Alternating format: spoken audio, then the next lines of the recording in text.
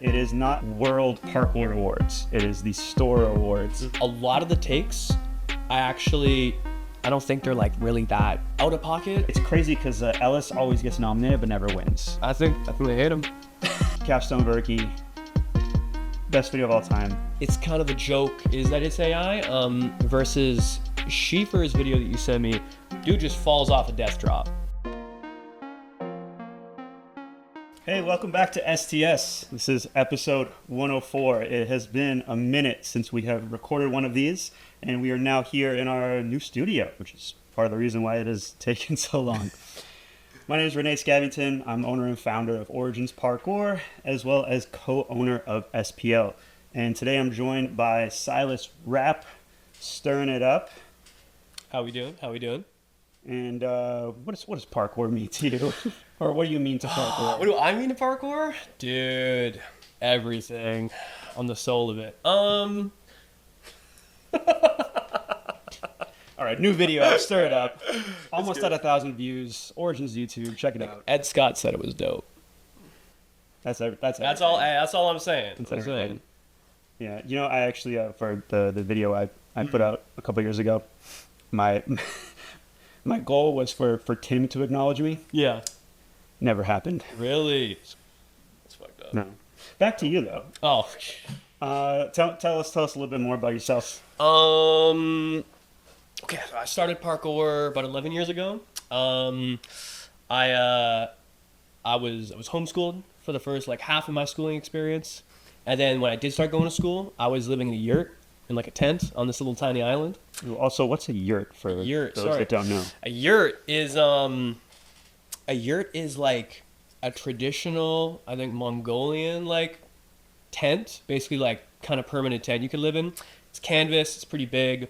Mine was rectangular, they're usually circular, but mine was a rectangle, and me and my 5-person family lived in it when I was 10 to 14. It was a good time. Good time to be in a one room with your whole family, you know what I mean?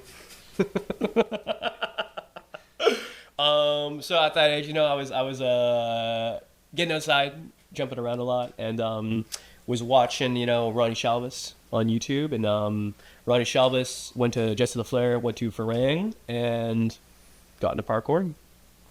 All right. Rest is history. Very much American influenced. Yeah. Mm-hmm. Unlike our two of our topics today. Yeah.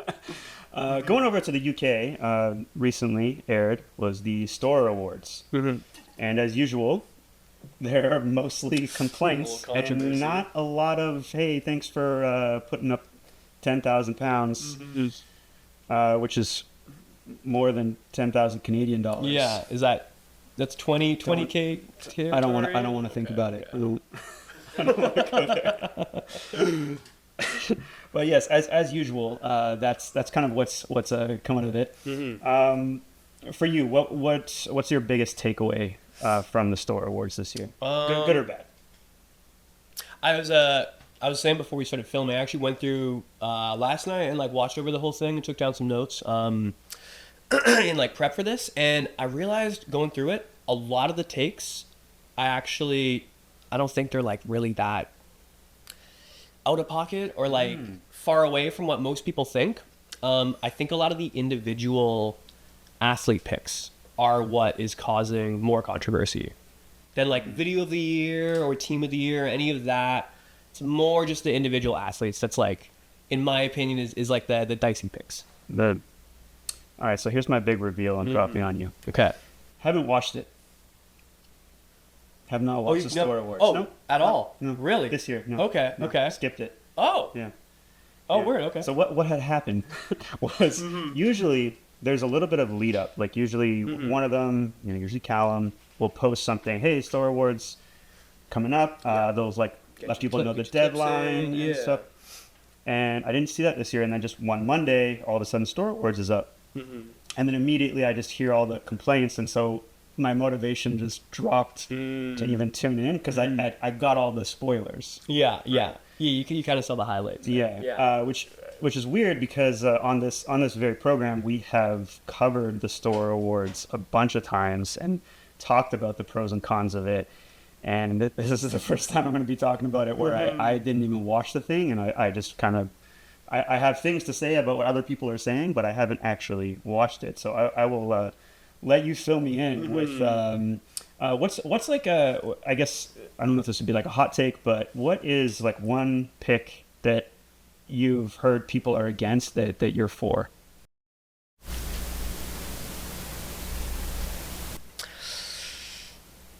It's a little tough, actually. I don't know if there's any that the community in general is like against that I'm like, I don't know, that I am in support of. I'm not a fan of any like the individual athlete picks, really. Like I kind of agree with that. I just like, I don't know what the discourse was about like video of the year or any of that. I haven't seen like a lot of strong opinions on that as much. But I'm kind of going off of like in general, the vibe from everyone I talked to is like not happy with the results. But yeah, it was funny going through. I was finding, and I was like, it's not great. It's maybe not like the most inclusive of like non-England and Europe central, or Euro-centered, but it's not like a ton wrong with it. Okay. So I think the big one, well, there's two that I think there are a lot of chatter around. So one is Verky getting male athlete of the year, and then the second one being the Dinger. Yes. Going to Mark Chastanet. So starting with Verky, who else was nominated for athlete of the year? Male athlete of the year. It was Verky, Ellis. Let me pull up my notes really quick. Because those are the main two. Yeah, I mean, already there, like, I think it's crazy because Ellis always gets nominated but never wins. And I think, like, this past year, he's probably been the most active. He's always making YouTube videos now. He's always posting. Just as a standout person who's posted things that no one else can do, or like world's first, he's ticking that off all the time. I guess the only thing he doesn't have is a solo video, but that's recency bias. That's the only thing Verky has. So I can see the disagreement there for sure on that one. I think that's probably the biggest one. Sticks are like if for Dinger, so the best stick of the year. It seems like something that would be really hard to be objective about. So they went with the one that they're familiar with. Yeah. yeah. It's funny. They the one that won was one that I think Benj did for the first time. I'm pretty sure. And he put a bounty on the stick on that running free as well. And it's in their hometown. Like they grew up trading around that all the time. So yeah, there's a lot of there's a big feeling on that one of like they just know that spot really well, and that's why they picked it. Right. You want to get into like what I think should have won instead, or other picks? Yeah. What are your takes? Yeah, because again, I got none. Yeah. Those are like kind of my I think too. I got some things to say about the show overall, but yeah, hit me with. I think Yuma. I think PK something. Is that the person that did the concrete? The concrete. They're super droppy concrete on the white rails. Crazy. Looks huge. Don't know how big it is. Looks super messed up. It feels a little more parkour, it being a Kong into it rather than a running jump. It seems tougher. Kind of seems like a nicer stick too. That gets my pick for Dinger. Easy. Yeah. All right. What are some other ones? Other ones for Dinger or for other categories? Unless there's like another really honorable mention. Oh, I thought we were gonna get to the big one. I mean, Ellis. Ellis for like athlete of the year. It's like it's a wash. It's crazy. No, like it's weird as well because by their own judgment of it, like it sounds like it's by Instagram clips. Like how many clips you're putting out over the year, as long as they're outside, that's kind of what's driving athlete of the year. And Ellis has been doing that the whole year, all the time. Even you mentioned solo videos as well. He puts out a decent amount of YouTube content. Like if you go on there, he has nothing to the level of like a Verky capstone part where it's like a super well made solo piece, but he's putting out like little compilations of like a month or two all the time. Yeah. Yeah, no, I don't know. I'm It's, seeing it. yeah. I'm seeing it, and yeah, for whatever reason, they're not picking him. I think they hate him. They hate his guts. I think it's personal. Could be. At this point, it's looking that way. I don't know what else. If it happens one more, like let's say like next year, he Yeah, puts out like 2 solo projects, still doesn't get it. He's got I know he's got a solo project in the works that's being filmed by some more like artistic filmmakers in parkour, and if it does drop next year and he doesn't win, it's gonna be dire. It's so bad. It's actually brutal. Yeah, or someone else is going to catch up.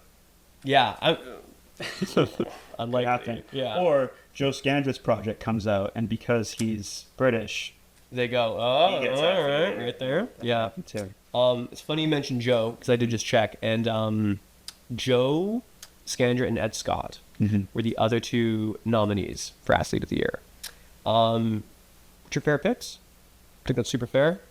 Joe's been doing a lot on Instagram the whole year. He won Banger Clip of the Year as well with the Lash Hand to Pole Slide, and I think that's all super deserved to be up there. Ed's been killing it too. He's always posting stuff. Again, I don't think that those 2 are really quite have it to be Athlete of the Year though. Dude.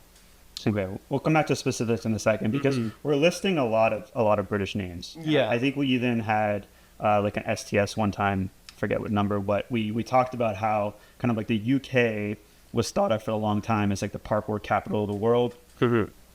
Arguably still is. And you know, it's where Storror are from.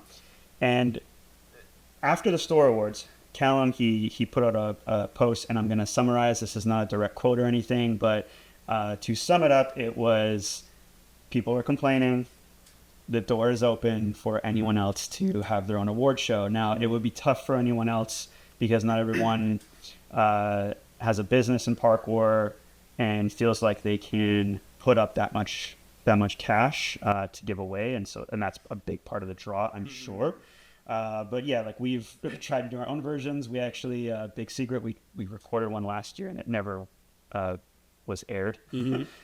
So too much time. The Lost Looney Awards. Yeah, there is a Lost Louis Awards, and you know it's just the end of January, Yeah, so like right. we got time to do it. But yeah, so it's tough for someone to for any other group in parkour to get as much reach. That all being said, it is not like the World Parkour Awards. It is the Storror Awards, and they're picking their favorites. It's kind of what it is. As it happens, right? Yeah.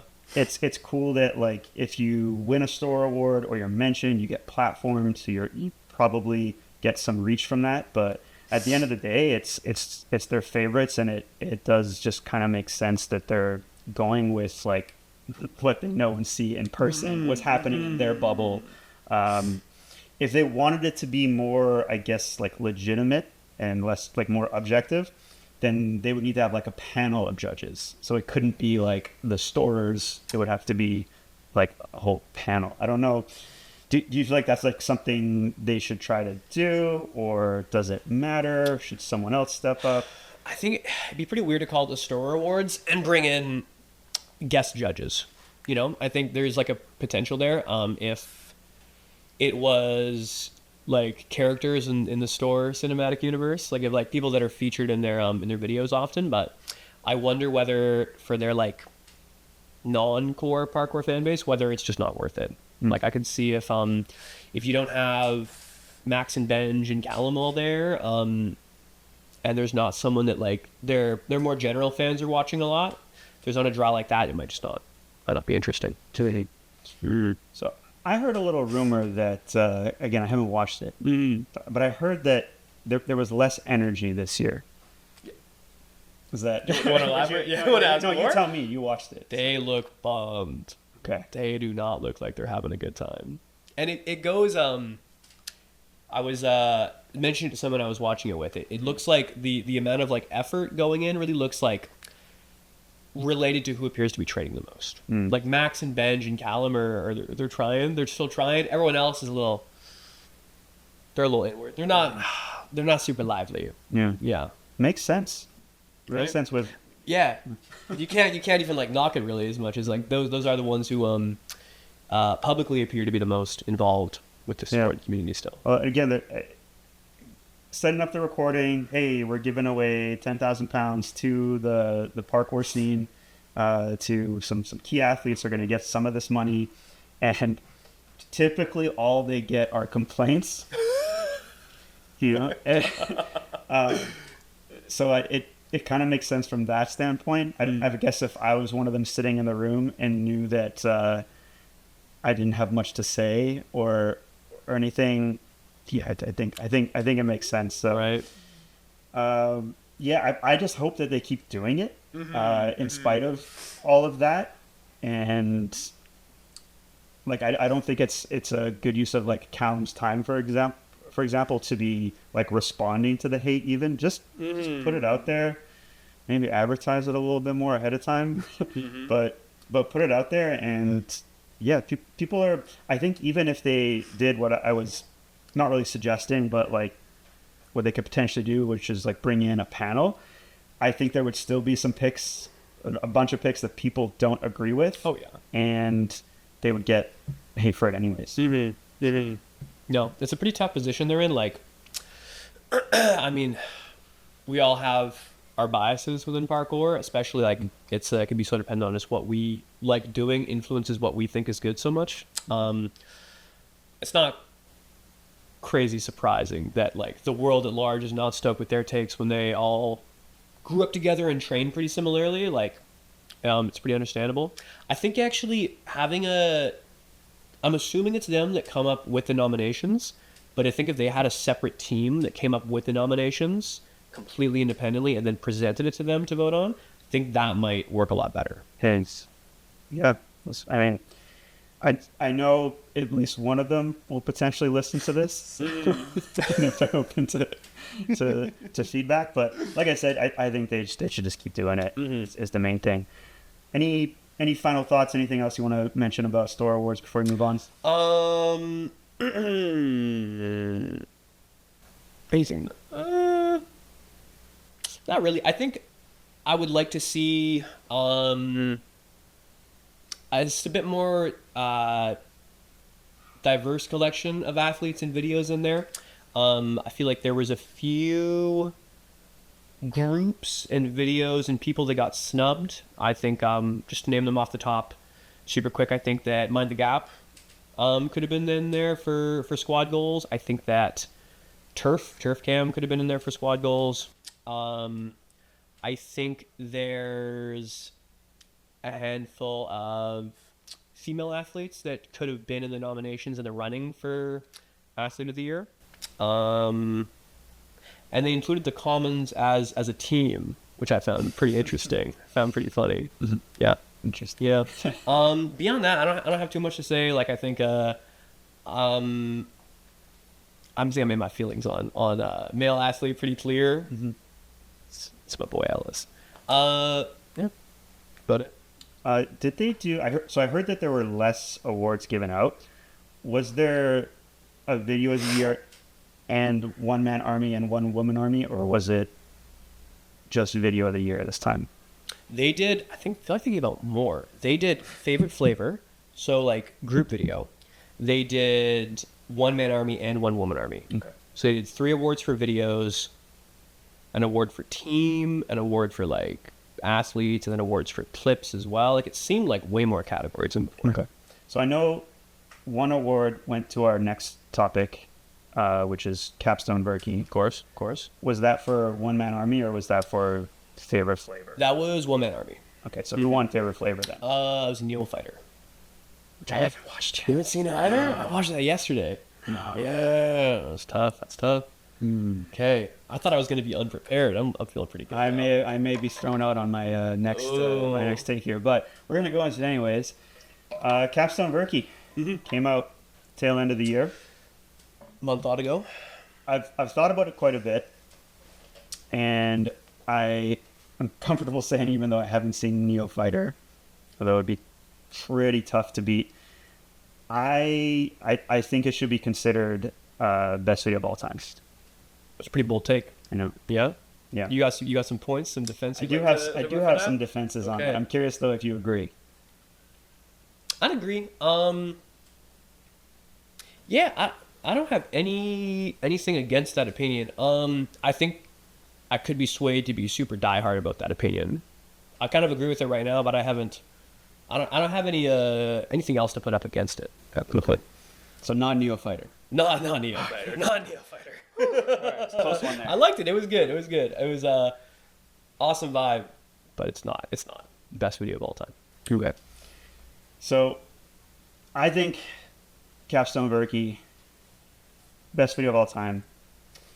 When I tried to think of like what came before that, I think actually the one that probably stands out the most to people would be Storm Volume 1. Mm-hmm. And I haven't watched that in a while, but I think that the big difference for me, if all other points are equal, is that Storm Volume 1 doesn't have anything in it that like stands the test of time. Mm-hmm. Like there's no feats in there that are, I mean, even when it came out, that's not like, there were big things, but it wasn't, it almost, even the vibe of the video wasn't that. It was just like, these guys are the best, here you go. It's aged so weird. I haven't seen it in a while either, but it's I was never like a crazy fan of it. Was kind of like a weird time. It wasn't really in my like circle when I was starting parkour. And eventually I watched it because know my history and all that. Even at the time, it never really, there was nothing where I was like, holy shit, like. Yeah. I like another one that I think gets listed as like on the like Mount Rushmore of parkour videos is Out of Time, which probably is also before your time. Yeah. But it's same kind of thing. Like it just would not hit at all. Like this, like you'd be showing someone, like you put it on, you're like, this is the best one. This was it. This was monumental at the time. And they're probably watching it like, I don't get it. Even got a lot of monkey bars. This whole thing's at a playground and he's breakdancing. But Storm Volume 1 was also in the era where there were a lot of cuts in the like mid-line, right? So where it doesn't even appear like it was two cameras shooting something. It would be like, we're going to get the master shot angle and then we're going to record separately just for like editing purposes, basically, right? Yeah. So that kind of feels weird today to watch. It's before even like it's well shot. It's very cinematic, which is cool. But definitely. Anyways, but enough about Storm Volume 1. Back to Volume 1. It's a good, cool video.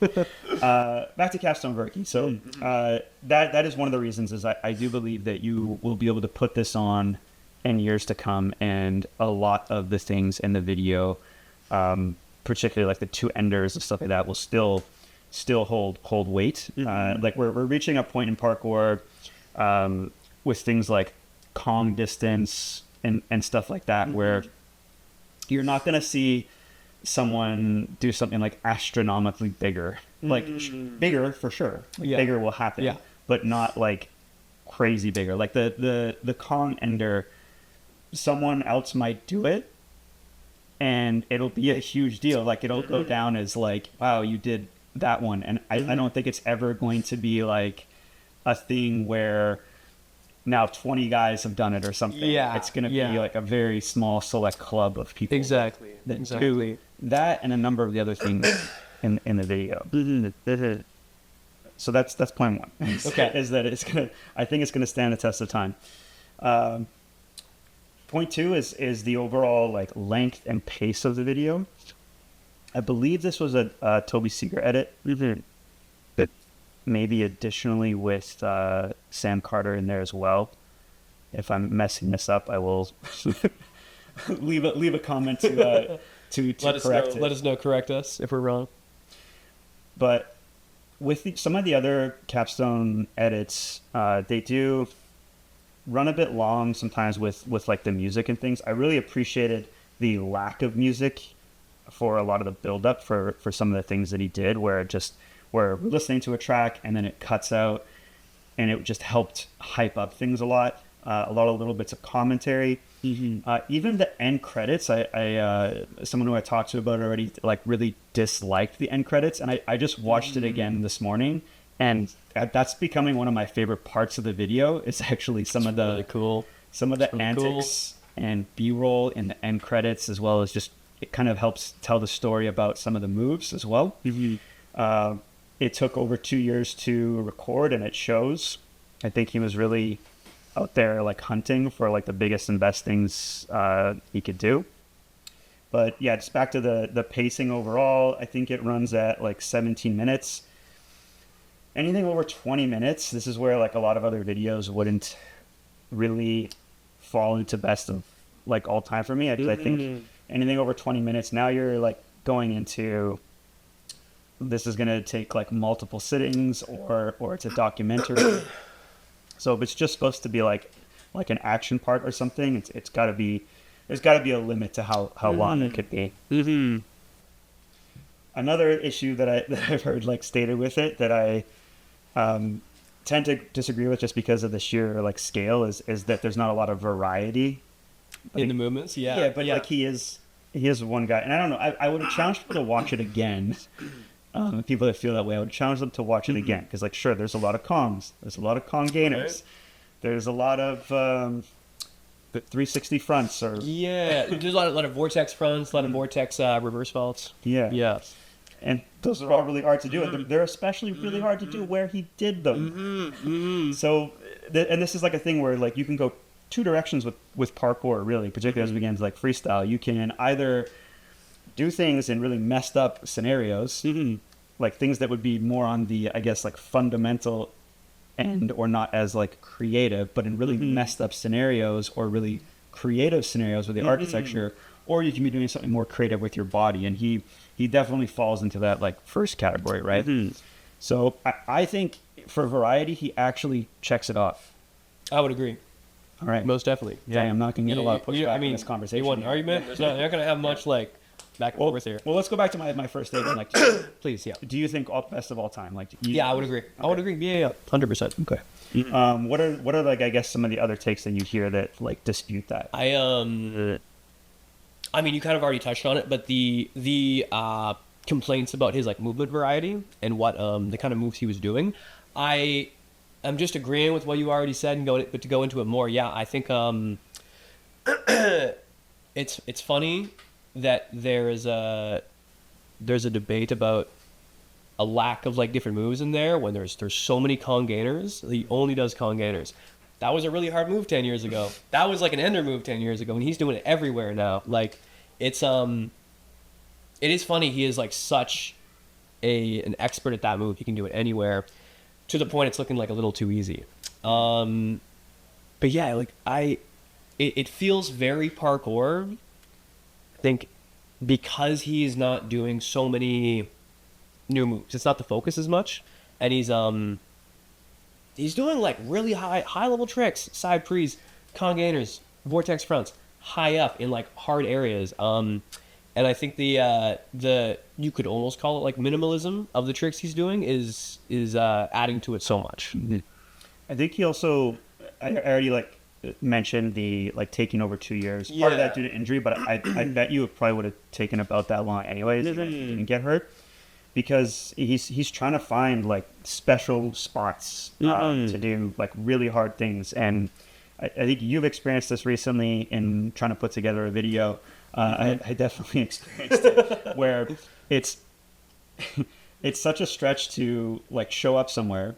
So you're out scouting or out training one day, and there's like, you find a gap, and you see the line, you see the move and everything that you want to do, and you're like, oh, not this one's gonna go on the list. This one's gonna come back for it in the project. Yeah, which is absurd, because if it was that hard that day that you couldn't do it, what are the odds that you're gonna show up another day? I go, it's on. And we found out the hard way. And actually, something that I picked up in Verky's video, again watching it again today in the credits, is he mentions on one of the clips, he's like, this is day 4, meaning this is the 4th time coming back to attempt. And because there could be like issues with security, could be weather, could be, most of all, that you're just not on that day.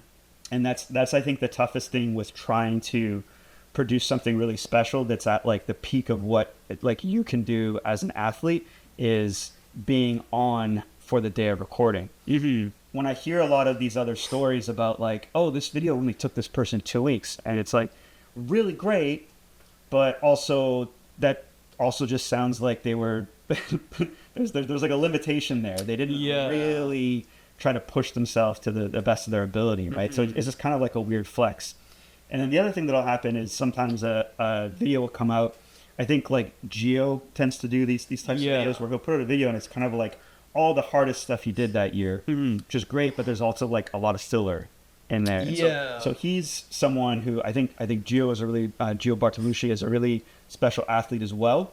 But if he wants to do something like comparable to what Verky has done that's received the same way, he would need to spend like more than a year and save all like the really difficult ones to have the same impact. Otherwise you kind of just you're watching and you kind of get lulled to sleep in parts where it's like these clips aren't really as good as some of the other it's ones. some filler. It's definitely some filler in there, right? Might be a good Instagram clip, but it might not cut it for a video. 100%. Yeah. No, I totally agree. And I think there was definitely, I don't know if it was last year or maybe 2 years ago, there was a Geo video that was up for Video of the Year. Maybe not for Storror Awards, but maybe even just like in us talking about it around the gym. And it was really good. I think it might have been on the comments, I believe. But yeah, that was one of the problems with it. It was long, and there were some clips that just did not need to be in there at all. And like you said, that does speak to do a 20-minute video or a 19-minute video like Verky's as well. That is genuinely as hard as you can go the whole time. It's really, really difficult to make and actually put together. Yeah, and I've touched on it a little bit, but I think the other thing we haven't mentioned here is just like the production overall. So what goes into it, the filming itself, so how it's shot. There are a couple of things in Capstone Verky where I'm like, I can see dirt on the lens, and they probably don't care if that doesn't bother you. It's not cinematic. It is just an action sport video. So depending on your taste, that could be a problem, or it could be like right on brand. But the pace of the editing is what goes into that, the use of B-roll and things like that. These are all like things that are like really important if you are trying to make a video of the year or best video of all time. And I think it's tough also when someone is doing all of that themselves. So like they are the performer, their homie or partner is filming it for them, and then they're also the one editing it. It's really tough to make something this special. So it takes a team, and which in this case it did. Like you can see in the credits the amount of people involved to really produce something like that. But again, that's also why I think it's best of all time. No, most definitely. Yeah, it's a cool thing, like you mentioned. I think that we're seeing more and more of it is like a full team going behind an athlete to help produce a video, and we're seeing that with it's like a bit of an era of production houses right now. It feels like in parkour, we have Capstone, we have Manor. I think Avanti Garda could fall into that category as well. Maybe even the Commons, where we have these groups that are just getting behind an athlete and dealing with everything besides the actual movement. And I think that's produced a lot of really high quality videos. Yeah, and you see that also in every other sport that would be compared to parkour. Like that's essentially how it's done. Unless you're like also the best editor, best filmer. We are kind of just catching up at this point to everything else. Yeah, completely. All right. Final thoughts on Capstone Verky. Did we make our case? See it. Let's see these again. We have. It was up there. I said everything I want to say, but people in the comments are going to let me know that I'm wrong. I'm trying to think. What do you think? Think. I mean, I can also tell you what else I would put up there. I would appreciate that. I was thinking, what do you have for like 2 and 3? If it's number 1, what do you have running up? So, I think, thank you for Thank you for reminding me. Yeah, is that damn? Okay, dumb. Sorry, I had it and I hesitated. Yeah. I was like, is that what it's called? Is that the name? Yes, it's. Thank you for reminding me. Of course. You're welcome. Excellent video. I think a lot of people might put Oracle up there. I guess Oracle just felt too much like Thank You for Reminding Me, and I just felt like the movement was better in Thank You for Reminding Me, even though there are some like big things in Oracle for sure. And you know, those stand out because Manner's doing an excellent job on the production side, on having a team that goes into the shooting, editing, and having a vision there. It really shows. Today I was also thinking Amsterdam's Dead. Interesting, really.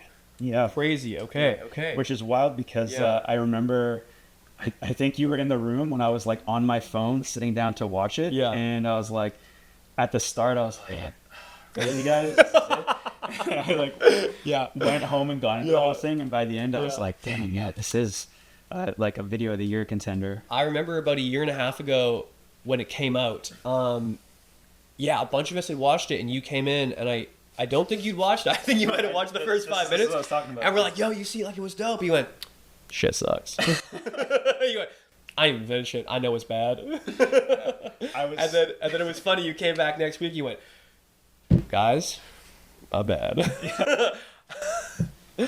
It's the best video of the year. Yeah. I think it's because one of the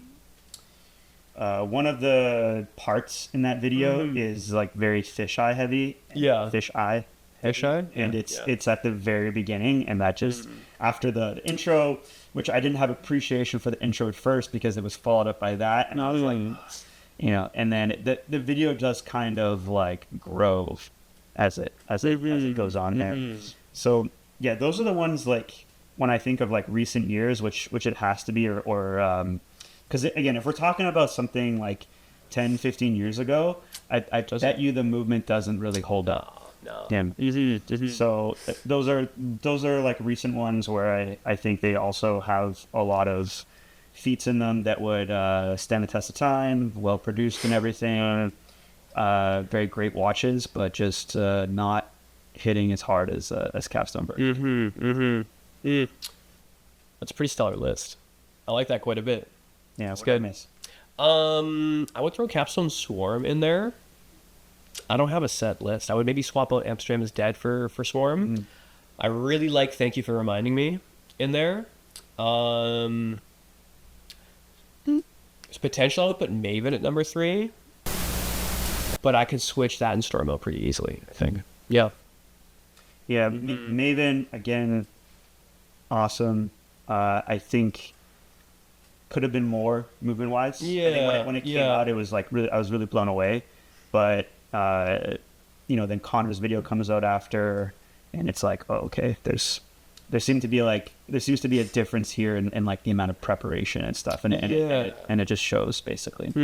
Maven was definitely the first of its kind at that era. That was the first paid Commons release, and I remember we watched it at your place. We watched it back to back, and it kind of blew us all away because we didn't know what to expect from a paid release from the Commons, and it really as a first one out, it was incredible, right? It was the first kind of vibe and that kind of shooting, and the first time most of us had ever seen Chris Rumpf in a video. It was really just like something to see for the first time. Yeah. No, but I'd agree. Also, we're not saying like if the thing too. I think when you start entering this conversation, they also start turning to like, oh, but like this athlete's better or whatever, and that's like a different conversation. We're talking about what they put into like one project. One time. Yeah. And I actually think if anything is going to beat Capstone Verky, it actually might have to be a team edit. Interesting. Yeah. Do you think it's do you think a single athlete can beat that level? I don't think anyone wants to put in the time. No. Okay. Yeah, I think like just what we had talked about with how difficult it can be. And again, you've experienced this, I experienced it a ton, where you start putting together a list. And I've talked to other athletes. I talked to Ed Scott about this. Like Ed Scott has like a list. Yeah. If ever he has the opportunity to make it, I think is making a solo project right now, but he is working on that as we speak. yeah, but it is so tough because like when you're just out training and you know the homies got cameras and stuff, and like you're just on that day, you might do something really cool, but those really special ones that are again on the edge of like your ability, where you're putting them on a list and you're like preparing for it, returning to the spot again and again, it takes so long, and I think in this age where there's a lot more, at least like money to be made, just posting immediately on Instagram and trying to get a bunch of viewership and then getting some of the ad rev from that. It's just financially, at least, like not worth it for most people to want to put in the amount of time to do something that special. That's very valid. That it's very compelling, but I do think that there's a couple of videos in the works that could change that opinion. Yeah. But no, but I know what you mean. Like just to speak into being on some days, like not to talk about myself, but like I think the two hardest clips in my video were filmed on iPhones in the most part. Oh, you actually had your camera for that cat leap. Sorry, my bad. You had that. But yeah, that and then the one directly following it too. Both iPhones. So it just happened to be there that day. And so in other words, like you weren't going out that day like, I'm going to do this big challenge today. You just kind of ended up at the spot. Yeah.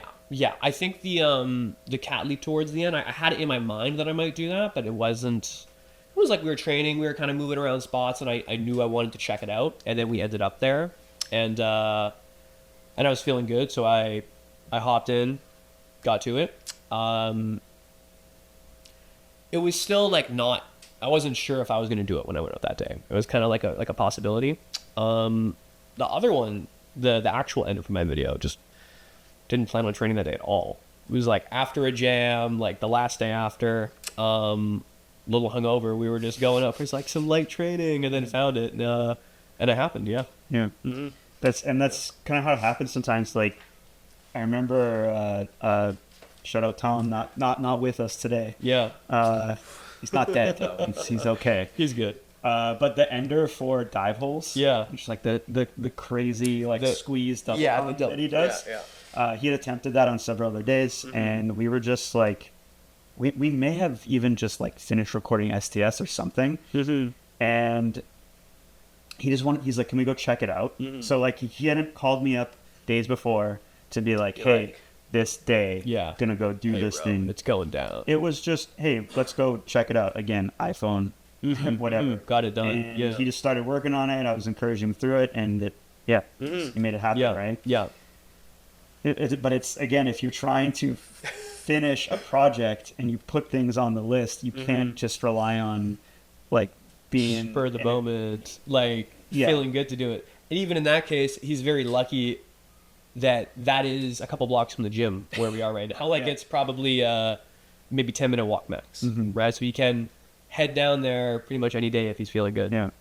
It's especially tough too when it's like and I think this speaks to a lot of the things last thing about Capstone Verky is so many of the things that he does in the video are like mentally tough. Like yes, in some ways, like some of them are on the edge of his like physical ability for sure, but it's very clear that it's like they're challenges that he has to send. Like there is no prep for the like Kong that he does at the end, final Kong. Like maybe he can go Kong that wall to the side somewhere else.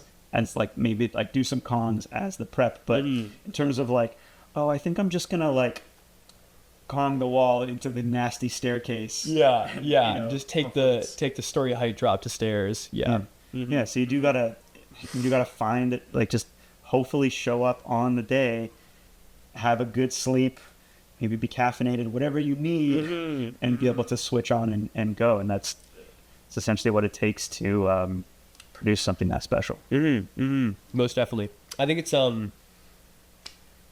it's good to hear you talk about it because you I wanted to mention as well are like maybe uniquely qualified to talk about this. You put 6 years, if I'm not wrong, into Resilient. Is on the Storror Awards. I think someone mentioned they claimed that Travis's video was the longest anyone's worked on a video project. I thought that's not right. Yeah, but That's like not true. also I'm not in his like realm. I don't pretend. I don't. It's like that's a silly thing to try to win. Yeah. It's like who took the I spent longest more to make a time on video? my 20-year video than you. And you know, for what? I think for someone of his caliber, or like someone who would be maybe in like the top, let's say even 50 athletes in the world. I think he's probably that's probably the most time someone's put into a solo project. Actually, I would throw Daryl Stingley in there. Daryl The man with the legend. Stingley's that's usually about how long it takes him to put out any of his like notable videos. Is it usually takes a couple of years for them to go from like, okay, I'm starting day one. This is the first shot to finished product. So yeah, it does take that long. Yeah. I still wanted to it's older. No, it's not promo for it, but talk about your video a bit. You like I mentioned, spent 6 years making your video, and you paid a filmer to come out. You didn't have the homies coming out with you. You're actually paying a videographer to come out and film. You knew him, and he was familiar with parkour, but he didn't do parkour. So you actually were putting your own money into this. How was that? Having knowing that you're on the clock, quite literally, to get this challenge. I would like to say that that's like a bigger part of why it took so long. It's like scheduling. Yeah. Because I kind of just put myself into a trap where like I couldn't just call up a homie who trains with me to be like, hey, let's go shoot this weekend. It was like every 3 weeks or like every month I could get one day with Mateo to go shoot. So that there was also like a year where I didn't really record anything because originally I started shooting with Ollie Beyond, who is a former person in the Vancouver parkour scene, who was very into film, and then he got so into film that he got a full-time job and then was no longer available to help me with the project. So it took me a while to find Mateo and get rolling again, but I will never do that again though. I think it has to be. I would never recommend it. Only homies from here on out. Yeah, particularly if what you're trying to do is something that's on the edge of your ability. Yeah, definitely just try to find a homie who could film, because just like trying to get a professional or someone who does it as their profession to schedule with you is a nightmare. To line up that, getting good sleep, being like mentally and physically on for the day. Good to go. Yeah. It's just too many variables. You wanna try to reduce the number of variables that need to be in place in order for you to be successful with the video project, and that's it's definitely too much. Okay. Do you think sorry, final question here. Yeah. Do you think that like the having to schedule and pay for a filmer added any kind of like stress to the challenges? Do you think it like hurt the mental going into it? No, because it wasn't like a bank-breaking amount for me to do it. I mean, he gave me a good rate and everything for it, and we just kind of like paid as we went. So no, like that's not an excuse for anything. It's more like sometimes we would just schedule, and like I just remember two of the hardest challenges in the project. I showed up with someone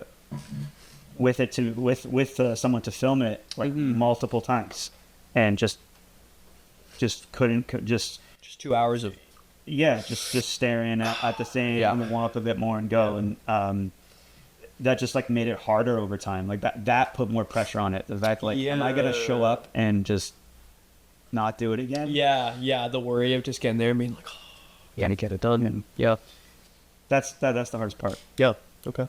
You know what's not hard though? Nope. Getting AI to do it for you. Isn't that easier, right? So this is something else I wanted to talk to you about today. Move on to our final topic is AI in parkour videos. So actually Verky had a post that like he does something. So he does like a real like parkour move. I can't remember what it was. And then the clip ends with some AI bit, like he gets hit by a car or something weird. Okay, yeah. Have you seen this? I might have. I don't know, dude. It was funny because you mentioned yesterday when we were talking about podcast topics. You mentioned AI and parkour, and I went, "What are you talking about?" Like, who's using AI and parkour? You sent me a couple from some people that I hadn't seen because I don't follow them actually. I realize. Yeah, we can get into it. Yeah. So this isn't like, okay, so AI in parkour videos, this is AI in film in general is something that there's like a lot of fear around, like replacement, because you can make realistic images and actions like pretty quick. People like to joke about, there's like the video of this is AI's interpretation of gymnastics, and it's like just like flopping around. Yeah. And it's like, okay, let's make fun of it, but a month from now this is going to be way better. And sure enough, it has been. Yeah. So now you can make things look quite real to the point where people will see a video of something incredible, and we're now forced to like question, is this AI or not? And I say it's not like a new thing per se, because people have been faking things on video since you could make video. Like that's what cinema is. It's fake. But as far as like real actual videos, like in action sports and things like that, or jumping to things, off of things, or whatever, all the AI era is it's more accessible for people to create fake images or challenges or feats, and it's faster, and it looks a lot more real than it has before. Yeah. So one of the notable ones you talked about is Bob Reese has a couple of. He's got a cool farting video. So I couldn't actually find it. There's another one. It's funny because a lot of these weren't even showing up on my feed, and as I was sort of thinking about the topic more, like I started to search, and he has a couple of videos where it's just AI or reality versus AI. Yeah. Which is different than like the problem that we're going to talk about. Yeah. I think the other one you sent me was Schiefer. Yeah. It's a tough follow. Man, I followed him. Stopped posting parkour immediately. It's terrible. Oh no. Yeah, I'd follow him then. Yeah, no, like the difference of Bob's, where it's kind of the joke is that it's AI, versus Schiefer's video that you sent me. Dude just falls off a death drop. Yep. No context, it's not fake. Like, just looks like he fucking fell down. That's a much weirder area than what Bob is doing. Because I view Bob's as kind of like, Bob is an entertainer more than an athlete these days, if we're being honest. Yeah.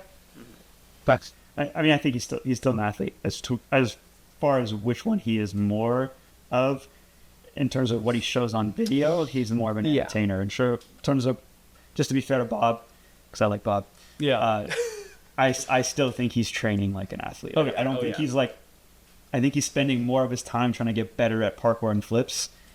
I think just a lot of the gags and the humor comes naturally to him, and he's been doing it for so long that he's quite good at it. And I'm sure work goes into it, but probably not as much work as actually goes into training. Totally. To be clarified, I do mean publicly, as in like what his social media presence is. I'm not trying to say Bob Reese is cooked or anything. I would never try to insinuate that. I gotta be honest, don't follow Bob Reese either.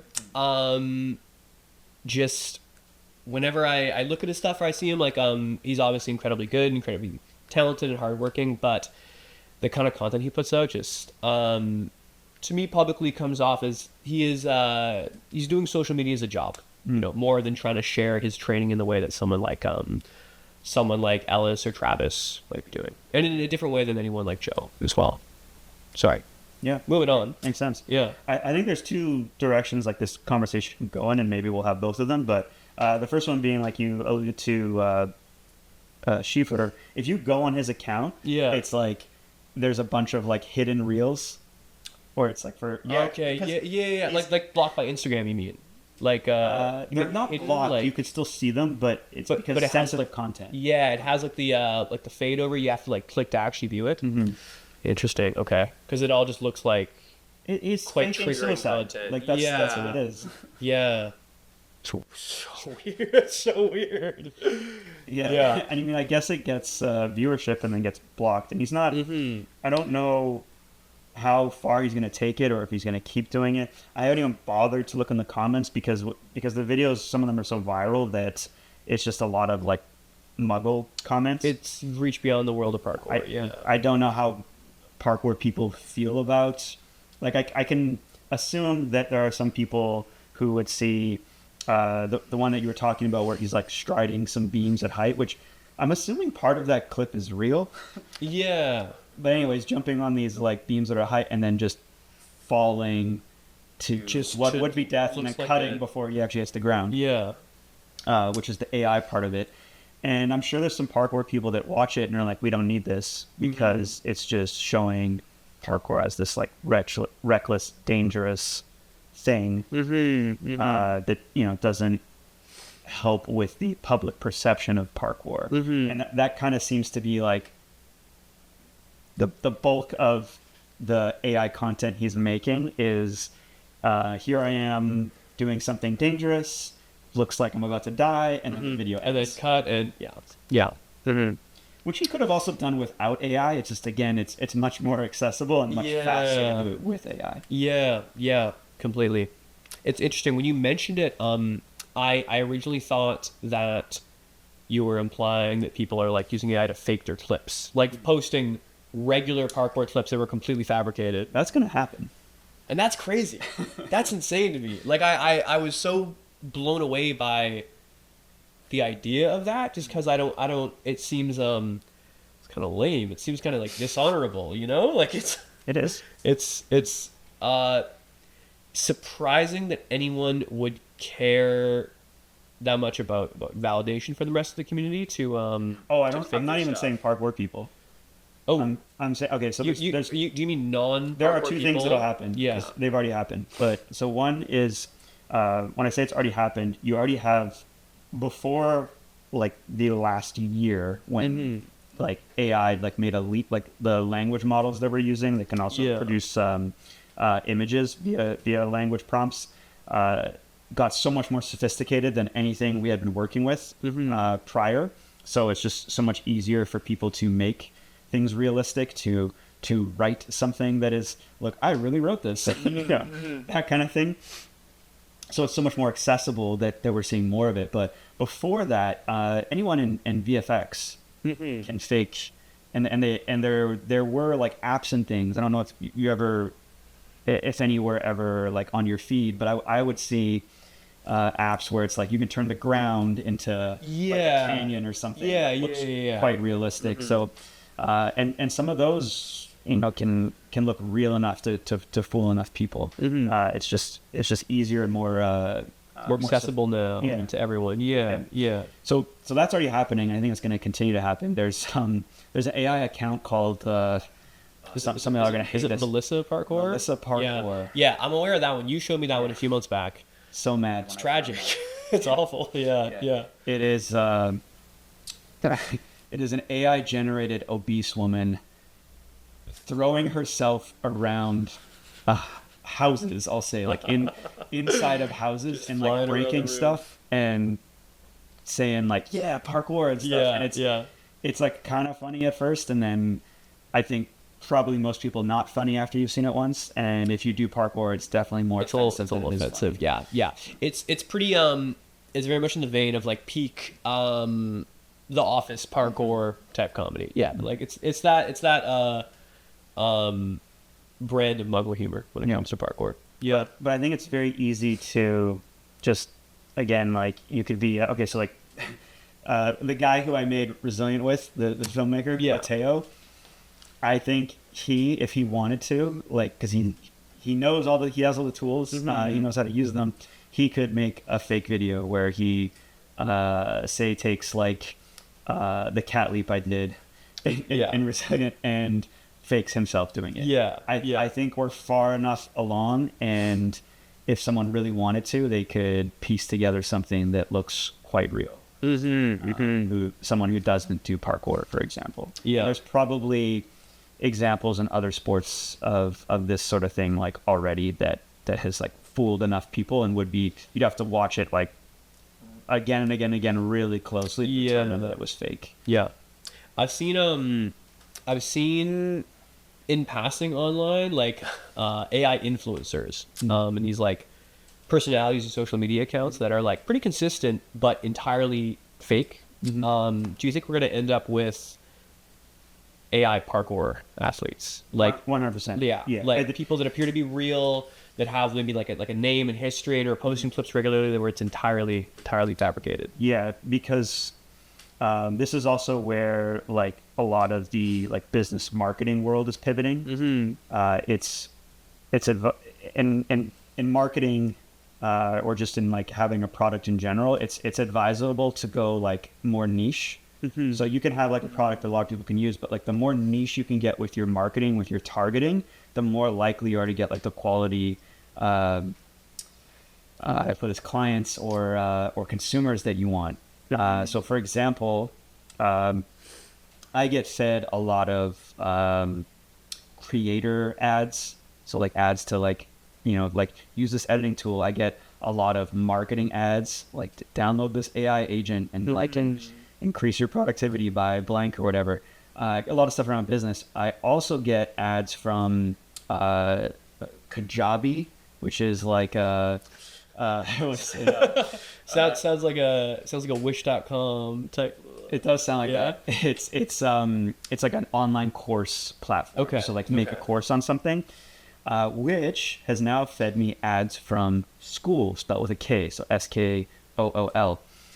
School is going hyper niche, and they are putting up ads that say, if you do parkour, we want you on School.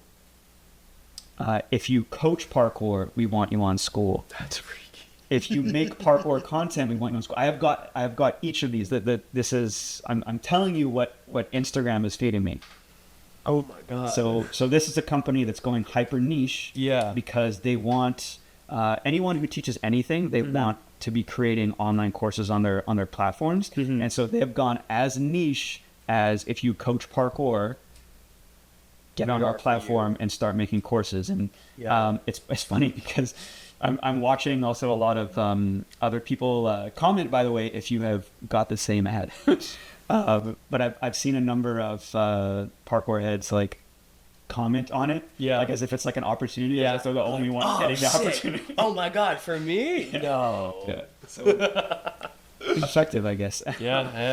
Anyways, all of this to say, we were talking about influencers. Like you can make a fake account as like a fitness influencer, where it's like a person that is completely AI generated, who is posting nutrition tips and is flexing and stuff like that, who's a completely fake person. We will definitely get that with parkour.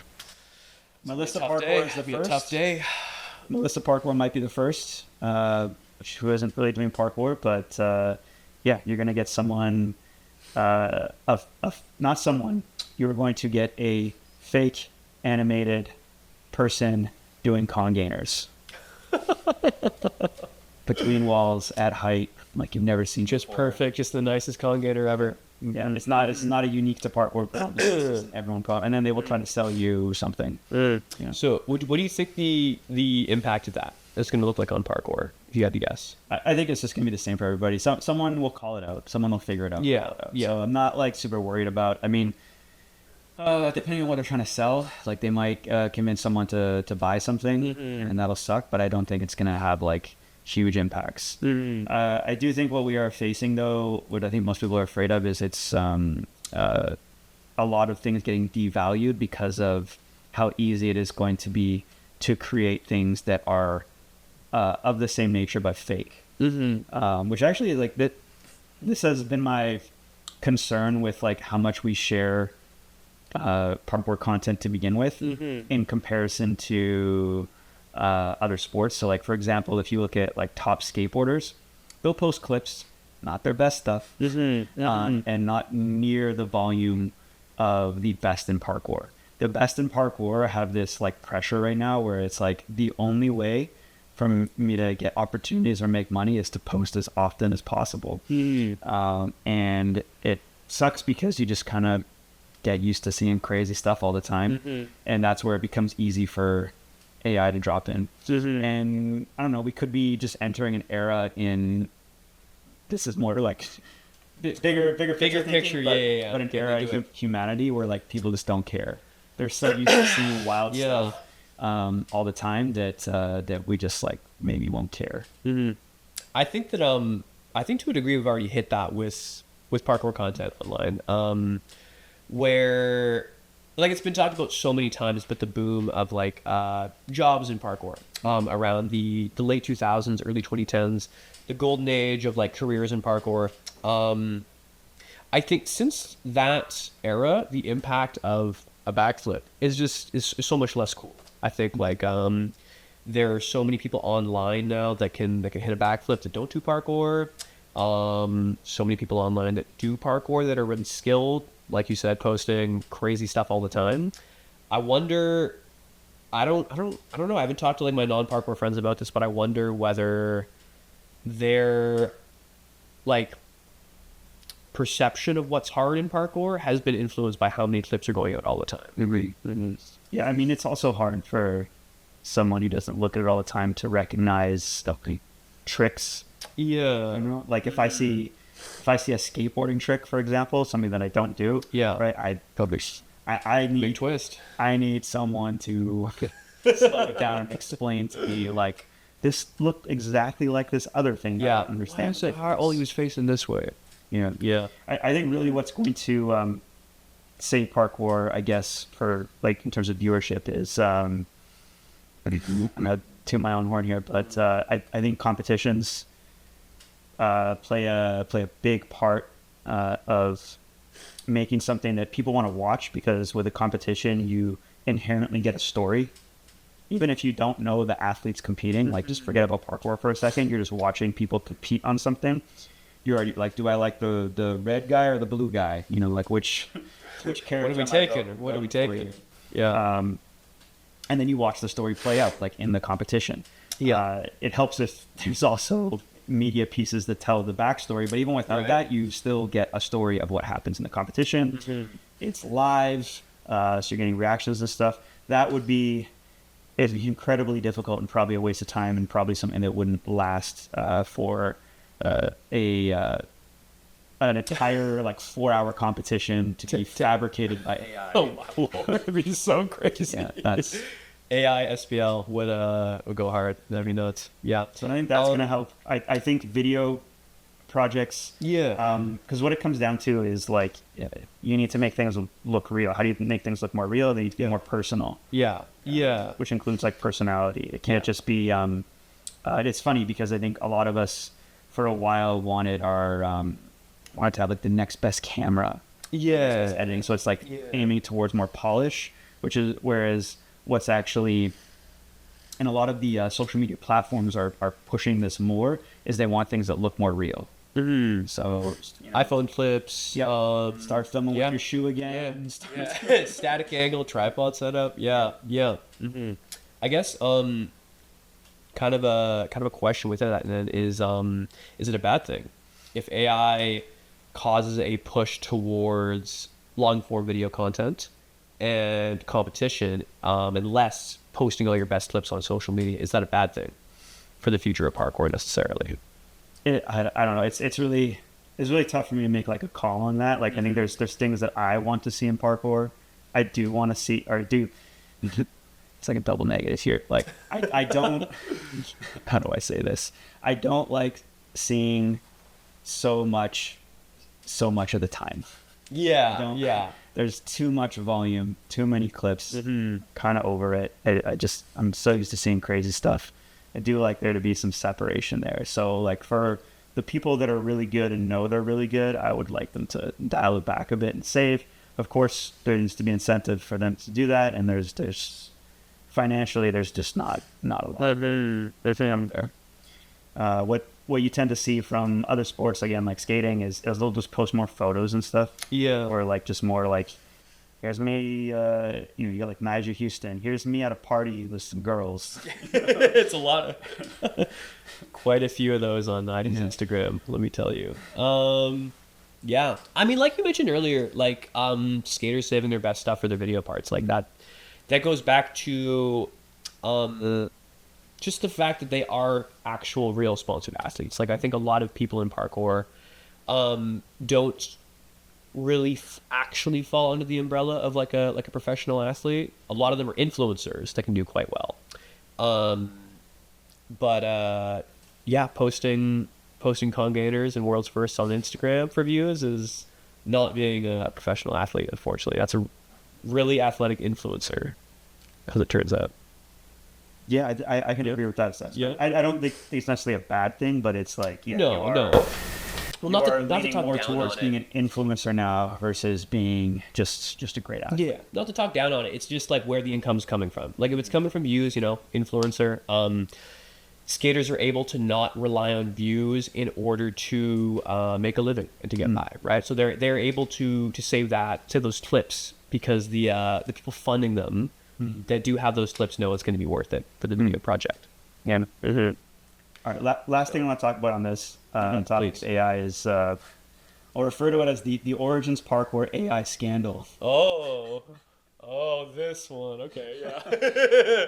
Oh, okay. So, I'll say I produced, I did, a carousel that was well received until some people started to realize that some of the images in the carousel were AI generated. In fact, they were. And I'm mixed about it. In general, I think that the criticism is unjustified, but not knowing the context of things, I can see where people are coming from. But I do think there is like quite a bit of outrage around just like image creation and AI. Yeah. And it's funny because like, you know how like there's like Instagram trends where people will like age themselves as like a thing, Yeah. or like turn themselves into a Simpson character. Mm-hmm. No one bats an eye at that shit. Mm. So here I am making a post where I take some photos that I paid for. And I started actually making this post and I wanted to have a kid on a screen. So what I did is I went on Adobe Stock and I typed in like kid on a screen, Kid on the phone. and I find an image of a kid on a phone, and then I see in the corner AI generated. I was like, what? Sure. Oh, so this isn't even like a photo of an actor. Yeah. This is just a fake kid. And I was like, well, shoot, I may as well just get an illustration anyways because I'm going to get the better vibe I want. So I just type in illustration. Don't like what I found. Go over to Gemini, Nano, Banana, and ChatGPT and type in some more details, and I get the perfect image, right? Which in a way I created with it. Then I have some follow-up slides, and the follow-up slides are actual photos. But then I just start thinking, like, these don't really match the first one now, which is an illustration. So I run those photos through an AI tool, and I say, turn these into illustrations. Also, by the way, make the floor is lava on one of them, and it does it. The person who I had actually take these photos, shout out Mel Rivera, excellent photos. She didn't really have an issue with what I did with them. Did you send them to her? She saw it. Yeah. She saw it. Yeah. And I did it a couple other times because it's like, I think it's just like a neat aesthetic. Yeah. And like, I don't see the difference between me taking a photo and running it through an AI generator and saying like, hey, turn this into illustration. Who I paid a parkour creator to take those photos, by the way. There's not a big difference between that and age this person, Yeah. using one of these trends. So I do feel like some people were Unjustly offended at that one. I get it that there's some triggering around AI and creation here. Yeah, I mean that's it's a weird talk around AI right now. It is definitely like stigmatized overall, like the use of it in a lot of circles. And that's fair. Hey, I don't know much about it. From what I hear, horrible for the environment, bad stuff. But yeah, the conversation about it when it pertains to like replacing artists' work is kind of a weird one. There's just some things where it's not that deep. It's not like, I don't know. Alternatively, would you have hired someone such as like Brian Pritz to turn those drawings into illustrations if that's really what you were going for? Yeah, which would have cost so much. So much. And then I could have just time as well, right? Alternatively, I could have just posted text. Yeah. Because like I'm not gonna pay an artist for an Instagram post that did quite well, didn't get any money for. May have got a member or two off of. Nice. Because we actually use it for an ad later on. Yeah. For the Port Movie Studio. So we did get some members off it and stuff, which is great. But yeah, it's like all I see is like I majorly cut back on our ad cost. And for me right now is like someone who spends most of his time trying to like develop the gym and other things. I do a ton of creatives. I do like over 90% of the like videos and images that come out from Origins. As an extra part of my job. And so right now I use a ton of AI tools. Like when I recently, solved for the movement for Josh's show, I wanted us to go back to like, can we use a green screen for Josh? Because it'd be so much easier to cut him out. Guess what? There's an AI masking tool that does it like that. Easy, right? And it, I think, made the show better. And I didn't have to pay how it used to. Someone would have to mask out Josh to do that, which takes a lot manually. more time. So either that's my time or I'm paying an editor to do that. And we don't have to do that because there's faster tools to do it now. So the way I see it is like you have two types of creators. You have creators that are going to be like totally against using technology to enhance or speed up their work, and you're going to have ones that use it. All I'll say on that is the world is going to be what it is. Like this technology exists and people are going to use it. So it doesn't matter if I like it or if someone else likes it or not. It is what it is. So I think if you're a creator, you should actually be trying to learn how to use the tools versus like panicking and protesting against them and trying to live in a world where they don't exist because they do. Yeah. Most definitely. I think those that are opposed to it and want to feel that they can do it and would prefer to do it without, it's a totally valid opinion and stance to take. But on the other side, like we are a small business, as we've, maybe not sure if you've mentioned on here recently, but as we've talked about many times, gym's pretty successful, but it is a small business. And we are trying to make it more profitable for the good of the parkour community. That might involve using some AI to make some ads. And it's I don't know who's right is it to say whether that's a morally bankrupt decision. Well, it's funny too because we keep saying AI, but it's like it is technology, right? Yeah. And I remember, cheeks. How long ago was it now? Almost 2 decades ago. Yeah. I did a year in cinematography school, and at the time they were talking about like how many people needed on a film set to do whatever, and one of the guys in class is like, "Yo, eventually, dog, it's gonna be like 3 guys." And he's right. He's right. We were cutting it down. I mean, like we got 2 guys running this this program right now. What's up? So, which used to probably take a lot more too. One of them guy's been hanging out. This guy's been farting in the corner for an hour. The computer. So it's like, there's always going to be good and bad with technology. I say the good is that if you are someone who's like, maybe sees yourself as like a visionary, technology has reached this point where suddenly you can just do so much by yourself without having to get additional people to help you. Yeah. So it almost like levels the playing field, right? Is another way to look at it. Yeah. So, that's all I have to say on that. I think that's the positive take. Yes, there are negatives. You just talked about the environmental part of it. Yep, I mentioned. I don't even know the whole thing. I mentioned it. Yeah. Like we'll probably figure it out. Bad, probably pretty terrible, right? But like you said, at the same time, does level the playing field, right? This is technology that bigger companies have had access to for quite a while, and it being available for the little guy, as we see it, is that might not be a horrible thing, right? Just a little. Is egalitarian the right word? I don't know what it means, to be honest. Why are you pulling vocabulary? But fuck it. I'm struggling to finish. I thought that was the right one. Anyway, we got to wrap this up. We do got to wrap this up. Yeah, I got to Yeah. Oh, how far are we past? We're What time is getting. it now? You're way past. We're Oh, getting way out of yeah, our yeah, okay, we're wheelhouse chilling, we're here. chilling. We're talking Yeah, about yeah. AI technology. We're talking about words that we Not the should right one. put into a sentence. So it is a good time to wrap this up. Yeah. Thanks for tuning in. I wish I could tell you how often we're going to do these. We'll say often. We'll say we'll at least have more than one STS this year. There, I can promise that. We got one more lined up. Yeah, we paid for all this stuff, so we got to start making it happen. But welcome back, episode 104. Silas, thank you so much for doing this. Thank you for having me. It's been a long time coming. Appreciate that. Yeah. One thing I can talk about that I am good at is putting on Parkour Beer League 2. What's the dates for SBL? Is that August 20? August low 20s. There. August low 20s? Day after SBL, Parkour Beer League 2. Be there. The real event. Also show up to SBL. And SBL, please.